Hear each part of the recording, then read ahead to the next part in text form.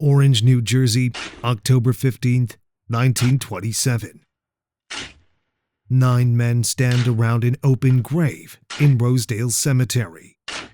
They've erected a canvas tent over the plot, not for rain, but for privacy. 5 of them are lawyers, 2 are doctors, 1 is a chemist, 1 is the dead woman's brother-in-law. They've been given a time, 3:30 p.m. exactly. They wait. The workers heave on ropes and silver chains. Slowly, a wooden box rises from 6 feet down. The outer casing falls apart in their hands. The casket beneath it is rotting. And it's glowing. Not bright, not like a lamp, a soft luminescence, an unnatural light coming from inside the box. The kind of light that has no business in a grave. Someone pulls a silver nameplate from the splintered wood. They hold it up. Amelia Maggia. They show it to her brother-in-law. He nods. That's her. They open the lid. She's still in her white dress. Her black leather pumps are still on her feet. 5 years underground, and she is, as the doctors note, in a good state of preservation. She almost looks like she's sleeping. Almost. Except her lower jaw is missing. It was taken from her while she was still alive. They lift her from the coffin and carry her to a nearby funeral parlor.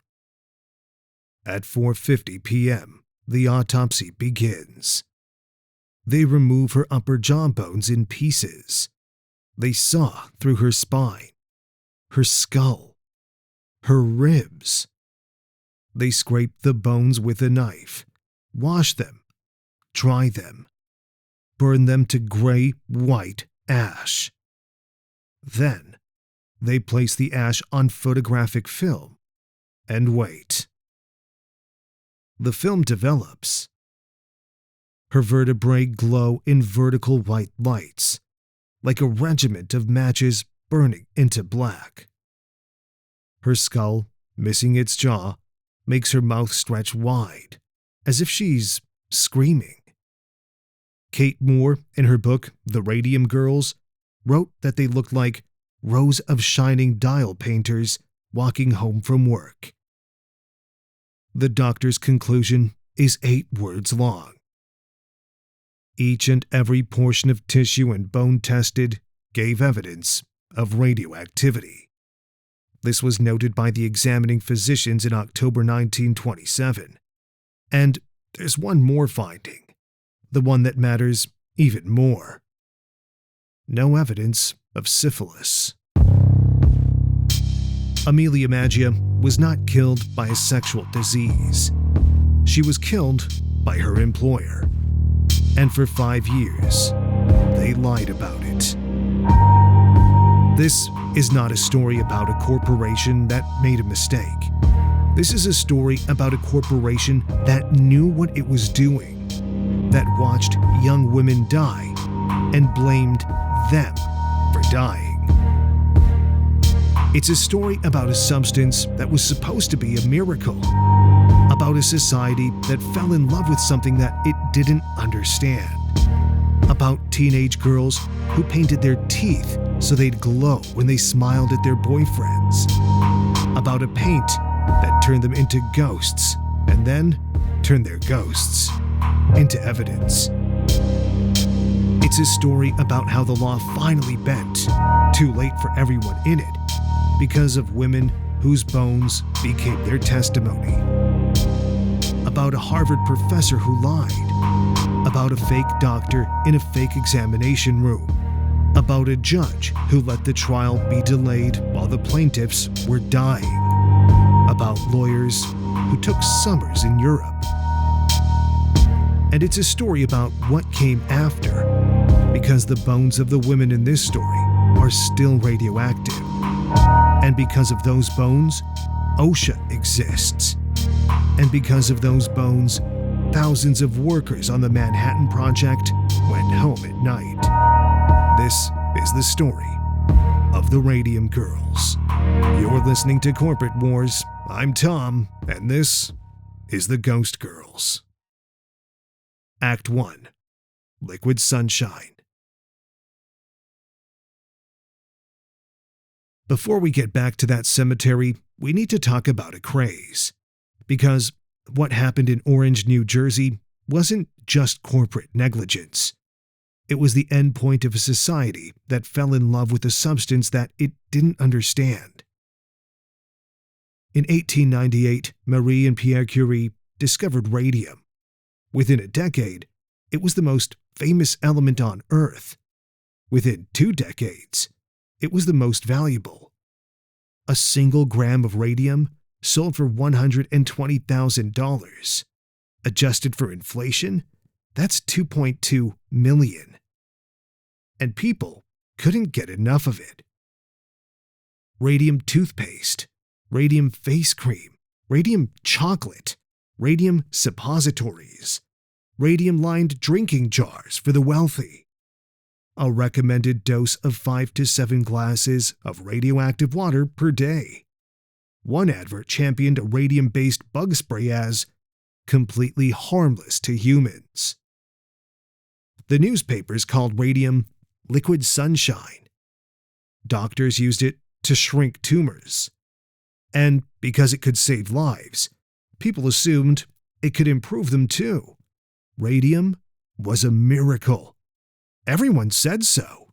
The scientists, the doctors, the advertisements, the government. Nobody questioned it. Why would they? A doctor named C.G. Davis wrote in the American Journal of Clinical Medicine that radioactivity prevents insanity, rouses noble emotions, retards old age, and creates a splendid, youthful, joyous life. Hotels advertised radium baths. Pharmacies sold radioactive pills. Women applied radium face cream at night, trusting it to preserve their youth. A company called Radior sold a full line of radioactive toiletries through American department stores. Face powder, hair tonic, soap, all guaranteed to retain their radioactivity for at least 20 years.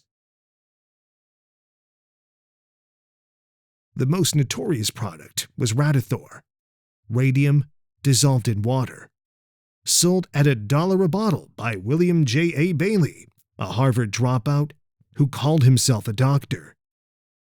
Bailey offered physicians a 17% rebate on every bottle they prescribed. Over 400,000 bottles were sold. Bailey got rich. His profit margin was approximately 400%. A golfer named Eben Byers, a Yale graduate, socialite, US amateur champion of 1906, drank 3 bottles a day for 3 years. Around 1,400 bottles total. He believed it gave him a toned-up feeling. He even gave it to his racehorses. His teeth fell out. His jaw crumbled. His skull began to disintegrate. An FTC attorney visited Byers at his Long Island mansion and later wrote that his entire upper jaw had been removed. Most of his lower jaw was gone. All the remaining bone tissue in his body was slowly disintegrating. Holes were forming in his skull. The attorney wrote, "A more gruesome experience in a more gorgeous setting would be hard to imagine." Byers died in 1932. A Wall Street Journal headline reportedly read, "The radium water worked fine until his jaw came off." Now, hold on to Eben Byers for a second, because his story matters here. He was rich, he was famous, he was a public figure. When he died, the Federal Trade Commission moved fast. Radium-based patent medicines were banned almost immediately. The press covered it nationally. The Radium Girls had been dying for 10 years by then. Working-class women, Italian and Irish daughters. The press had covered them too. But nothing moved at the federal level. Nothing changed. It took the death of one wealthy man to do what the deaths of dozens of poor women could not. That asymmetric response is the secret engine of this entire story. Who gets believed? Whose suffering counts? Whose body the system bothers to protect? Remember it. We'll come back to it. Now, into this world comes a man named Sabin Arnold von Schachocki, Austrian-born physician. He'd studied radioactivity under the Curies in Paris, and he'd figured something out. If you mix a tiny amount of radium with zinc sulfide, you get paint that glows in the dark. Not for an hour, not for a day, permanently. He called it undark. In 1917, he opened a factory at the corner of High and Alden Streets in Orange, New Jersey.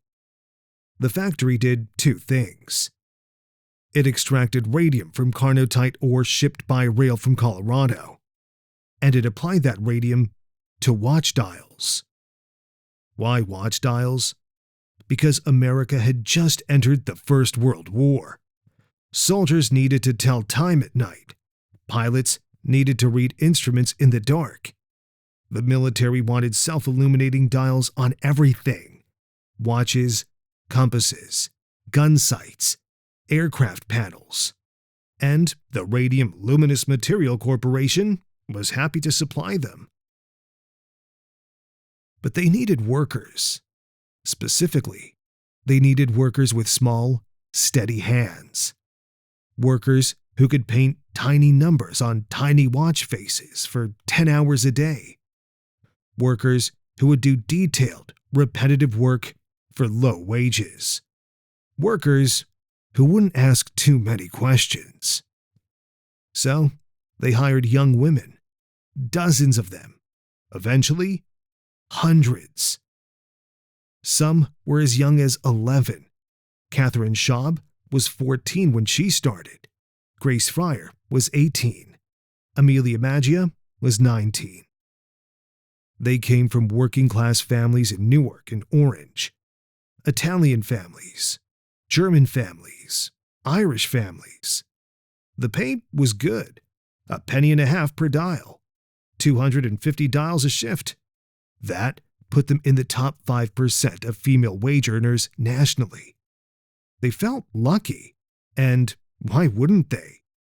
They were working with the most valuable substance on Earth. Radium cost $2 million a gram. And they had their own little supply of it, right there, in a crucible on their desk. Each painter mixed her own paint. A pinch of radium powder into a small white crucible. A dash of water. Some gum arabic adhesive. The result was a greenish-white luminous paste. The fine yellow powder contained only a trace of radium mixed with zinc sulfide. The radium excited the sulfide into a permanent glow. The room they worked in was large and dusty. Long tables, rows of women hunched over tiny dials. The work was painstaking. Each number on a watch face was barely a millimeter wide. Some of the women could paint 250 dials in a single shift. At $0.015 per dial, that was $3.75 a day. The Maggia family alone sent 4 sisters to the factory: Albina, Molly, Quinta, and a 4th. 7 Maggia sisters in total, all of them daughters of Italian immigrants. The factory was a family affair for half of Orange. Grace Fryer was the daughter of a union man. She was the eldest of 11 children. She was 18 when she started, and she took the job seriously. Her younger sister Adelaide also got hired. Adelaide was eventually fired for talking too much. That firing would save her life. She lived to old age. Lip dip paint. The technique was simple. You took a fine-tipped camel hair brush. You dipped it into the glowing paint. You applied it to the dial. After a few strokes, the brush lost its point. So, you put it between your lips, rolled it into a fine tip, and kept painting. Lip, dip, paint. Lip, dip, paint. 250 times a day. They were told this was harmless. The supervisors said so. The managers said so. Von Suchocki himself told workers the paint had no hazardous ingredients. Using rags or water to shape the brush wasted time and expensive material. The lips were more efficient. So, the women licked the brushes, and every time they did, they swallowed a tiny amount of radium. But they didn't worry. They painted their fingernails with this stuff. They coated their teeth so they'd glow in the dark when they smiled at their boyfriends. They went home at night with their hair and skin shimmering. Their dresses were luminous. Their underclothes were luminous. One worker's back glowed almost to her waist. They called themselves the Ghost Girls. Grace Fryer noticed something strange. When she blew her nose, her handkerchief glowed in the dark. She thought it was funny.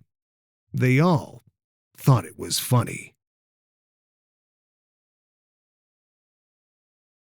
Meanwhile, in another part of the same building, the company's chemists handled radium with lead screens, metal tongs, and protective masks. The company had distributed literature to the medical community describing the injurious effects of radium. The scientists knew. The managers knew. The women did not.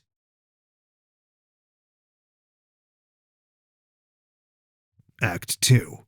The dying begins.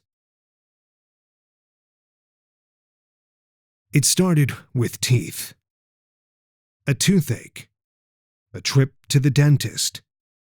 An extraction. But the hole where the tooth had been wouldn't heal. The wound stayed open.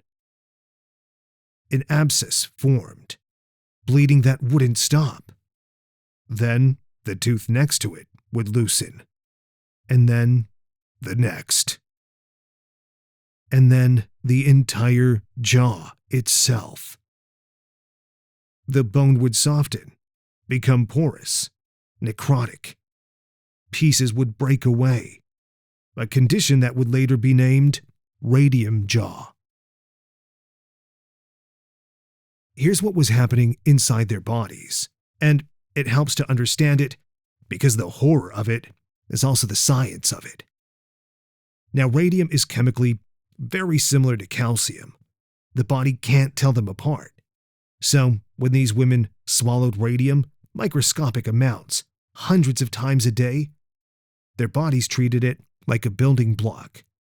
And the body's favorite place to put calcium is the bones. So, the radium went into their bones. The teeth first, then the jaw, then the spine, then everywhere else. And once it was in there, it stayed. Radium-226 has a half-life of 1,600 years. It wasn't going anywhere. And every second that it sat in their bones, it was emitting radiation. Alpha particles, beta particles, gamma rays, right next to the marrow, right next to the cells that produce blood right next to the bone cells themselves. The marrow died first. That's why the women became anemic. Then the bone cells died. That's why the bones crumbled. Then the surrounding tissues died. That's why the wounds wouldn't heal. Then the cells that survived began to mutate. That's why they got cancer. Every symptom these women had, every dental abscess, every sarcoma, every lost vertebrae, every drop of bleeding came from the same source. The thing they had been told was safe. Amelia Maggia, Molly to her family, one of 7 sisters. 4 of them worked at the factory. In 1921, her last year of painting, she started losing weight. Her joints ached. She felt, she said, like a tired old woman. But she was 23. Her teeth began to fall out. Her dentist found that her jaw was splintering apart. Ulcers formed, bleeding, full of pus. The disease spread through her jawbone and into the roof of her mouth, into the bones of her ears. In the days before she died, her dentist reached into her mouth and lifted out her entire lower jaw by hand. The bone was so soft, it simply came away. On September 12, 1922, the radiation damage ruptured a jugular vein. Amelia Maggia bled to death in front of her family. She was 25. Her death certificate read ulcerative stomatitis. The company made sure a different story circulated. The story that said syphilis. A 25-year-old Italian-American woman from a working-class family, dead. And the company that killed her tells the world she died of a sexually transmitted disease. In 1922, when that kind of accusation didn't just damage a woman's reputation, it destroyed it, and it silenced her family. More deaths followed. Helen Quinlan, 21. Irene Rudolph, 22. She was Katherine Schaub's cousin. By 1924, 50 women who had worked at the orange plant were ill. A dozen were dead. Katherine Schaub was watching this happen in real time. Her cousin Irene had worked alongside her at the factory. They'd both started as teenagers. Now Irene was dead at 22 of a terrible, mysterious illness. Katherine's own health was failing. Her teeth had turned flinty and snapped when the dentist tried to pull them. Her gums wouldn't heal. Her legs were stiff. Her stomach rejected food. On July 18, 1923, days after Irene's funeral, Katherine Schaub walked into the New Jersey Department of Health and filed a formal complaint. She was 21 years old. She described the symptoms she and her colleagues were experiencing. She named the company. She asked someone to investigate. The initial investigation went nowhere. The company had already ensured that the early deaths were attributed to other causes: syphilis, angina, mouth ulcers, nothing that pointed back to the factory. The case was closed before it began. But Katherine had planted a seed. The New Jersey Consumers League, a progressive organization that fought for worker protections, took notice. They assigned their chairman, Catherine Wiley, to look into the matter. Wiley brought in a statistical expert. and she contacted Alice Hamilton at Harvard. The threads were beginning to connect. But it would take years, and more women would die before anyone in power did anything about it. Even the company's own chief chemist, Edwin Lehman, was dying. He handled radium with his bare hands. When Harvard researchers visited the factory and warned him about the danger, he scoffed. He said the possibility of future damage was ridiculous. He died in 1925.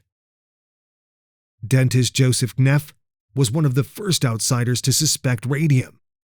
After Maggia's death, more women came to him with identical symptoms. He asked the company for the formula of their paint. They refused. So Neff did his own test. He wrapped a piece of Maggia's jawbone in unexposed dental film, left it for a week, developed the film. The bone had exposed it.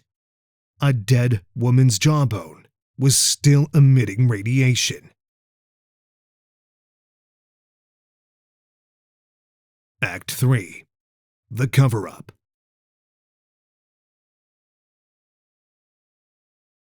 This is where the story crosses from negligence into something much darker, something deliberate.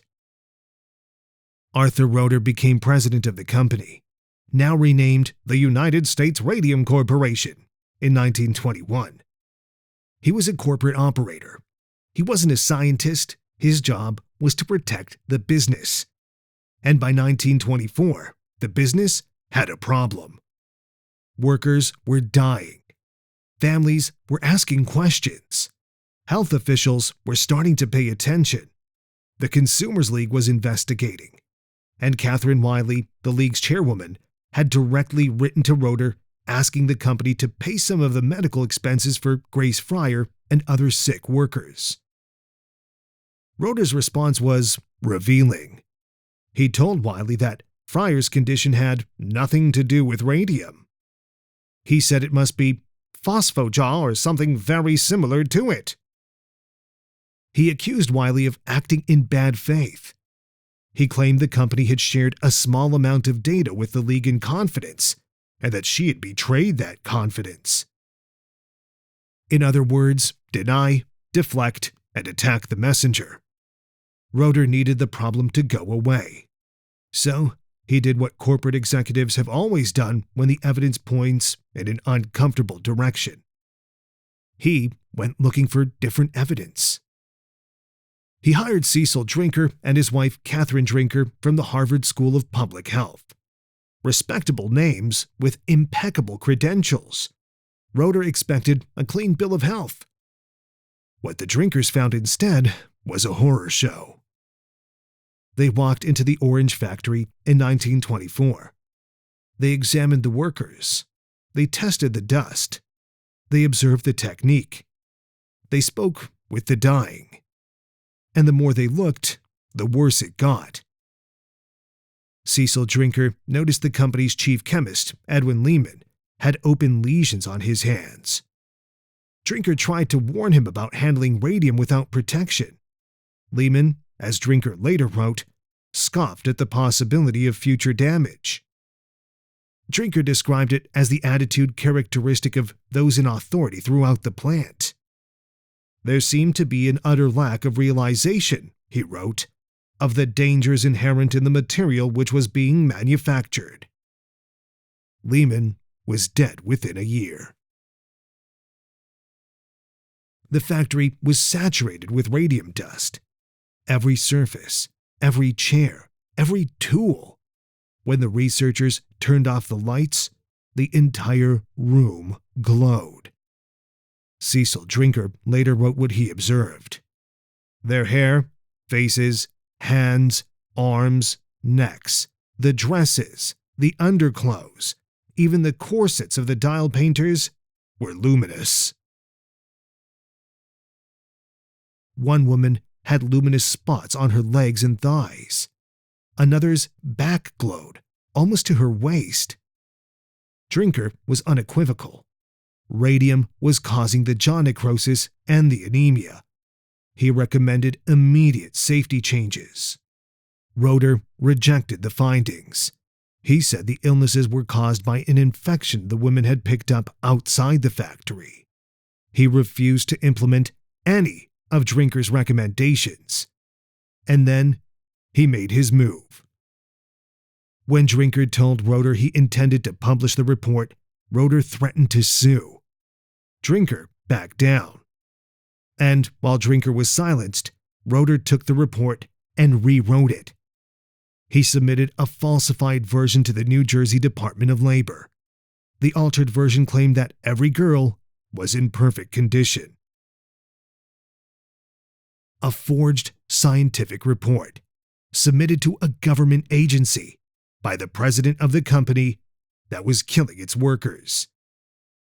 The Labor Department reviewed Roeder's version and closed the case. And it might have ended there, except for a woman named Alice Hamilton. Hamilton was a Harvard colleague of the Drinkers, a national authority on occupational health. She had contacts at the National Consumers League, which had already begun investigating the deaths in Orange. Through those contacts, Hamilton learned that Roeder had submitted the Drinker report to the state, but not the real one. She wrote to Katherine Drinker. The letter still survives. Do you suppose Roeder could do such a thing as to issue a forged report in your name? Confronted with the fraud, Cecil Drinker dropped his agreement with Roeder and published the real report. The New Jersey Labor Commissioner read it and ordered every one of Drinker's safety recommendations to be implemented immediately. The Orange factory effectively closed. But the cover-up didn't stop. It just changed shape. Roeder deployed a man named Frederick Flint to handle the growing number of sick workers. Flint presented himself as an independent specialist from Columbia University. He told Grace Fryer he'd been referred by friends. He examined her and declared her health was as good as his. A consultant who happened to be present enthusiastically agreed. Fryer was relieved, until she found out the truth. Flynn wasn't a doctor. He had no medical license. He was an industrial toxicologist on USRC's payroll. The examination was a setup. The diagnosis was a lie. And behind all of it, a quieter campaign. The company pressured local doctors and dentists to suppress their findings. They threatened legal action against any physician who released data. When deaths couldn't be hidden, the company ensured the death certificates said syphilis. And when all else failed, they used a line that is breathtaking in its cruelty. USRC claimed it had hired, and I'm quoting this directly, a great many people who were physically unfit to procure employment in other lines of industry. An act of kindness, you see. These women were already broken when they arrived. Act 4. The 5 women doomed to die. Grace Fryer decided to sue. She had lost all her teeth. A steel brace held her spine together because the radium had crushed her vertebrae. Her hazel eyes clouded with pain. She was 30 years old, but she looked 60. Now, there's a detail about Grace that I want you to hold on to. Her father was a union representative. She had grown up political. She had spoken publicly about her enthusiasm for voting at a time when women's suffrage was still a live issue. She was, by every account, intelligent, capable, and stubborn. She was also kind. A newspaper of the time wrote, "Grace has not been pampered, nor has she been taught to think first of her own happiness." Family meant everything to her. The youngest of her 10 siblings remembered her as the heart of the household. Kate Moore, who wrote the definitive account, said that, despite the steel brace, Grace Fryer had the strongest backbone of perhaps all the girls. She spent 2 years looking for a lawyer. Every firm in New Jersey said no. USRC was wealthy. Its lawyers were connected. The statute of limitations on workplace injuries was only 2 years. Most of the women hadn't worked at the factory in years. The legal landscape was a minefield. In May 1927, a young Newark attorney named Raymond Berry agreed to take the case on contingency. He had very little experience, he had very little money, and his clients were dying. Fryer filed suit. 4 other women joined her: Kinta MacDonald and Albina Larice, Amelia Maggia's sisters; Katherine Schaub, who had been 14 when she started painting; and Edna Hussman. Each sought $250,000 in damages. The newspapers gave them a name: the case of the 5 women doomed to die. Berry's first move was to dig up the dead. He arranged the exhumation of Amelia Maggia, the scene I described at the start of this episode. The tent, the glowing coffin, the bones that still emitted radiation 5 years after burial. The film that developed to show a skull with no jaw, a mouth stretched wide, as if screaming. And the finding that mattered most: no evidence of syphilis.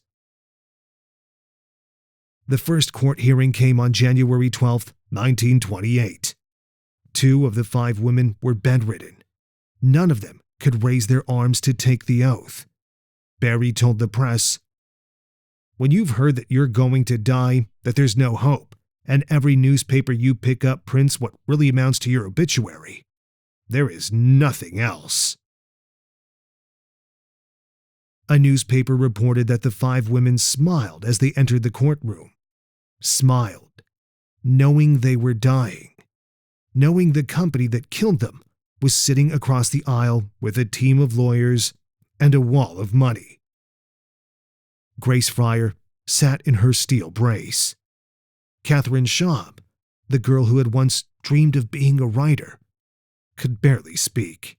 Albina Larice, 4'8", the worst stricken of the 5, weighed almost nothing. The hearings lasted several days. Witnesses took the stand: doctors, dentists, company officials, and Arthur Roeder himself.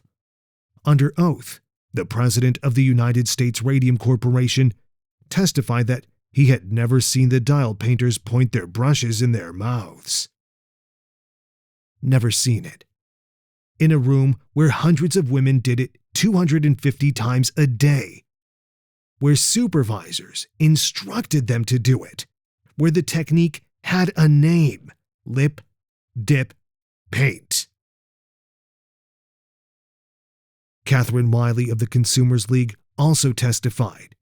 She gave her account of how the League had investigated, how they had tried to get USRC to take responsibility, how they had been stonewalled at every turn. Then USRC's lawyers made their move. They asked the judge to adjourn. The judge scheduled the next hearing for April. By April, the women were too sick to appear. USRC's expert witnesses were unavailable. They were, the company said, summering in Europe. The judge adjourned the case until September. September. 5 months away. For women who might not live 5 weeks. The public revolt was immediate. Walter Lippmann, editor of the New York World, ran the story relentlessly. A May 1928 editorial cartoon showed the doors of justice barred to the doomed radium victims by 3 locks: statute of limitations, summer vacation, and postponement. Under that pressure, USRC settled. In autumn 1928, each of the 5 women received $10,000, about $188,000 in today's money, plus a $600 annual annuity and coverage of all medical bills. The company admitted no wrongdoing. They asked for $250,000 each. They got 4 cents on the dollar. Katherine Schaub spent her settlement money helping her family. She bought herself expensive clothes, like Cinderella, she wrote. She bought a typewriter. She invested some. She'd always wanted to be a writer. Dying hadn't changed that. She enrolled in a Columbia University home course. She started her memoir. She called it Gambling with Radium.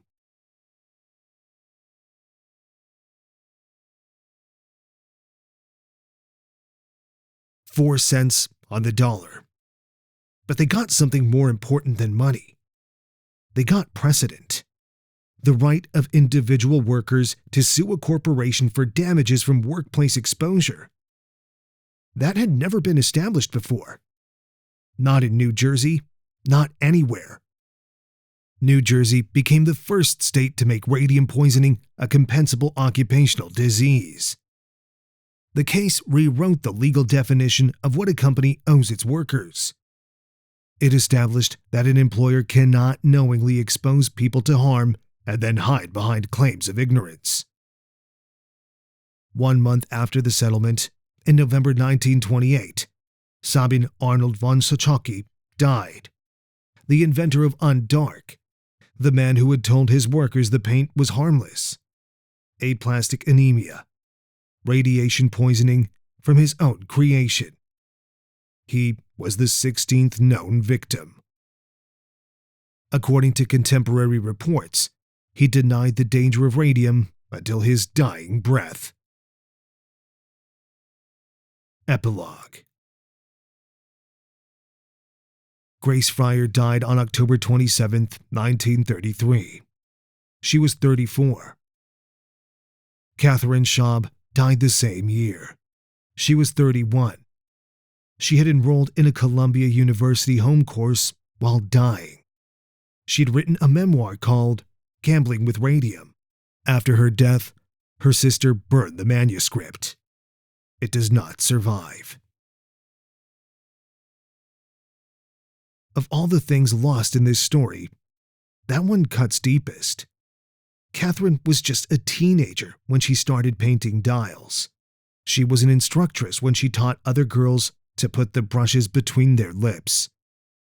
And in the years she had left, she wrote it all down.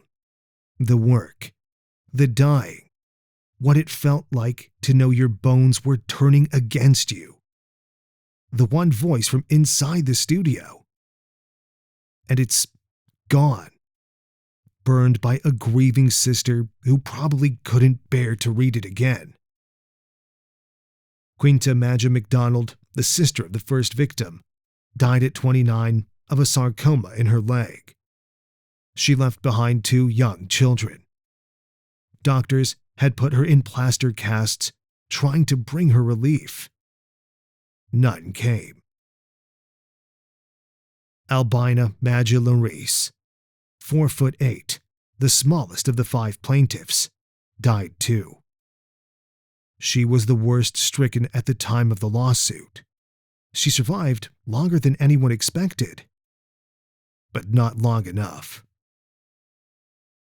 Edna Hussman, the only one of the 5 who hadn't known the others well before the case, died young, like the rest. All 5 plaintiffs were dead by the mid-1930s. An estimated 112 dial painters died from radium poisoning across 3 U.S. factories. Many more suffered chronic illness for decades. Arthur Roeder was removed as president of USRC after the settlement. The board had had enough. He went on to become president of Colorado Fuel and Iron. He was removed within a year. Labor disputes. A pattern. After that, he disappears from the historical record. He's not buried with his employees. He never apologized for the falsified report. He never apologized for the syphilis story. He never apologized for the perjury. He died sometime in middle age. The exact date isn't recorded anywhere I could find. But the company continued operating. It produced luminous products through the Second World War with up to 1,000 employees. It reorganized in 1980 and eventually dissolved. Its former sites became Superfund cleanup projects. The EPA finished cleaning up the orange factory in 2006. Today, the site is a park. There's a playground where the paint building used to stand. Most of the people who live there have no idea what happened on that ground. Now, that image stays with me. A playground. Children swinging on a set of swings on the exact spot where Amelia Maggia's jaw was crumbling out of her mouth.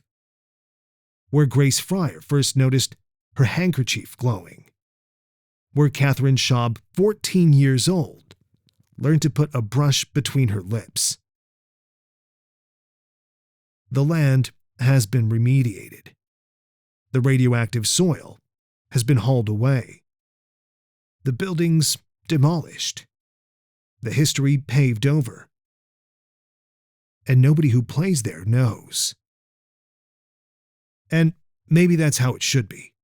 Maybe ground that took so much from so many should be given back to children. Or maybe there should be a sign, a plaque, something, anything to mark what happened there. In Ottawa, Illinois, where a second dial painting company had operated, a similar story played out. But it was worse, because in Ottawa, they already knew. The Radium Dial Company had opened in 1922. Same business model, same paint, same technique. Lip, dip, paint. And by the time news of the New Jersey lawsuits reached Illinois, the company's owner, a man named Joseph Kelly, told the Ottawa woman the radium was safe. He said the workers in New Jersey were showing signs of viral infections. It's got nothing to do with paint. George Willis, the company co-founder, actually visited the Ottawa factory to lecture the women on the supposed safety of radium. They believed him. And why wouldn't they? He was the expert. So they went back to work. And then the Ottawa women started dying too. Margaret Looney, red hair, slender, wanted to be a school teacher. She started painting dials at 17 to help support her family of 12. She never left the factory. She worked until a week before she died, at age 24. Catherine Wolfe Donahue became the Grace Fryer of the Midwest.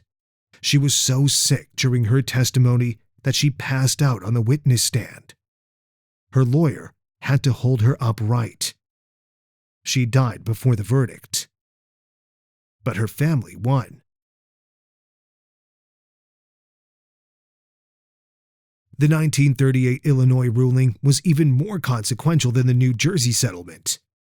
It established that companies are liable for occupational diseases under workers' compensation law, the principle that would eventually underpin OSHA. And Joseph Kelly? He shut down the Radium Dial Company in 1936. Then, he immediately opened an identical business on the same street. He called it Luminous Processes Incorporated. They continued painting dials with radium until the late 1970s. The original building and the surrounding land remained contaminated until the Illinois Department of Nuclear Safety demolished the site in 1985. And then, there's the legacy no one expected. During the Second World War, a nuclear chemist named Glenn Seaborg was working with plutonium at Berkeley. As Kate Moore recounts, he wrote in his diary that he had a disturbing vision of the workers from the radium dial painting industry. The ghost girls, the shining girls, He insisted on strict safety protocols for his team: gloves, hoods, remote handling. Those protocols were extended to the entire Manhattan Project. Now just think about what that means. The most powerful weapons program in human history.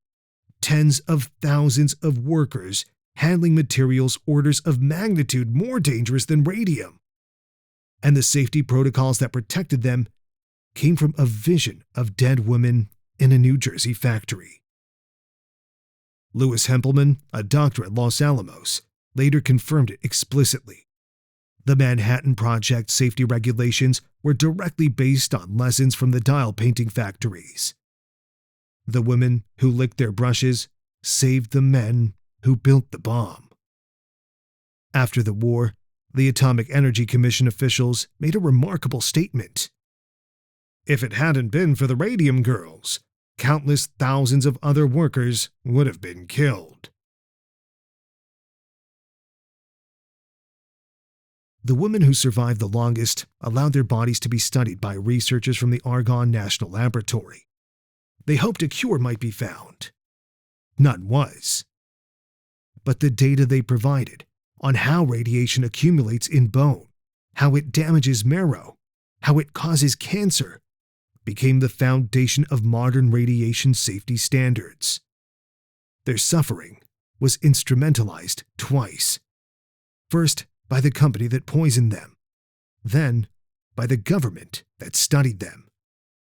Glenn Seaborg later called their involuntary contribution a gift to humanity. And that's a phrase that haunted me ever since I read it. A gift. They didn't give anything. It was taken. Every test, every measurement, every data point. It came from women who were lied to, poisoned, and discarded. And yet the data saved thousands of lives. There's no way to hold both of those truths without flinching. In 1970, the Occupational Safety and Health Act was passed. OSHA was established that same year. The Radium Girls are cited as foundational catalysts. 42 years from Molly Maggia's death to a federal agency created, in part, because of what happened to her. In 2011, a bronze statue was erected in Ottawa, Illinois, on the site of the old Radium Dial Company. It shows a young woman holding a paintbrush in one hand and a dying tulip in the other.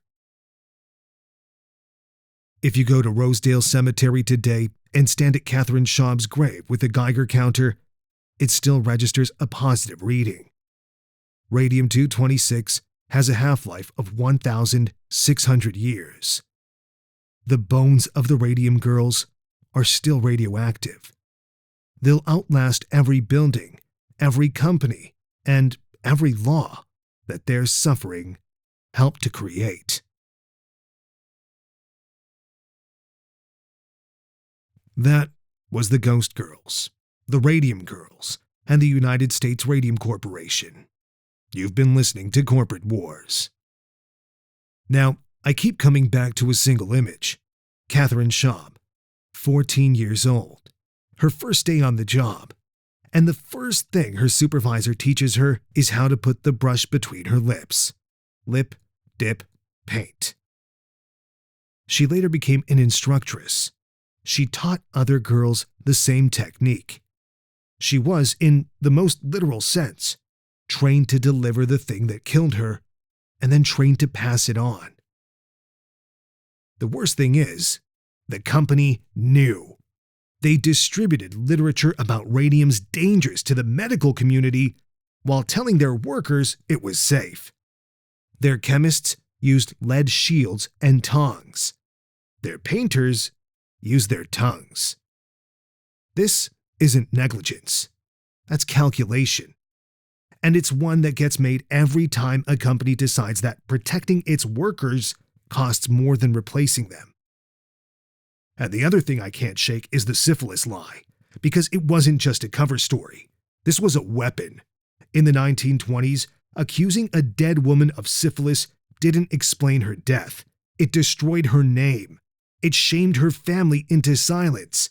It made other sick women think twice about coming forward. The company attacked these women twice, once with the radium and once with the lie about how they died. And what really gets to me is that they fought anyway. Grace Fryer, who couldn't sit up without a steel brace, spent 2 years searching for a lawyer. Katherine Schaub walked into the health department and filed a complaint while her teeth were still falling out. And when they finally got their day in court, none of them could raise their arms to take the oath. But they showed up. They knew they were going to die. They knew that the settlement wouldn't cure them. They knew they would never see the law that their suffering would create. But they still sued. They told their stories anyway. They allowed scientists to exhume their dead and dig into their living bones anyway. Why? Because they understood something that the rest of us forget. Justice isn't always for you. Sometimes it's for the next set of girls, the ones you'll never meet, the ones who will work in factories you'll never see, with materials nobody has discovered yet, under managers who haven't been born. And Grace Fryer said it best in a line her family remembered for the rest of their lives. It's not for myself I care. I am thinking more of the hundreds of girls whom this may serve as an example. And it did. It served as an example, and it continues to. If this episode made you think, share it with someone who will appreciate it. Subscribe wherever you listen so you don't miss what's coming next. Because next time on Corporate Wars, we're telling a story about a different kind of poison. It's not radium, it's tobacco. Specifically, how the biggest tobacco companies in the world ran a 50-year campaign to convince the public that cigarettes were safe, while their own scientists were telling them otherwise. Internal memos, buried research, Congressional perjury, and one whistleblower who blew the whole thing apart. Next episode, Big Tobacco, The Longest Lie. I'm Thomas Love Kremzel, and I'll see you then.